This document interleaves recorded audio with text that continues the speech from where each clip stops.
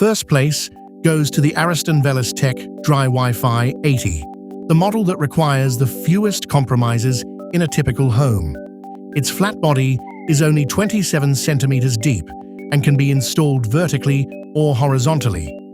Inside are 2 tanks and sheathed heating elements. Because the elements are separated from the water by a sleeve, limescale builds up less directly on them, and maintenance can be carried out without draining the tank. Protection also includes a Pro-Tech electronic anode, which avoids periodic replacement of a magnesium anode. For daily use, Ariston states that the first shower is ready in 46 minutes. Fully heating the 80-liter version under the temperature rise in its specification takes 2 hours 16 minutes. The touch display, Ariston Net, and Eco Evo provide scheduling and remote status checks. The downsides are its price and more complex electronics.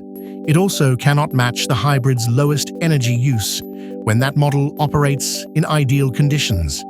Even so, it wins because it combines flexible installation, good recovery, dry heating elements, and a shallow body without requiring a large room or accepting compressor noise. The purchase link is in the description.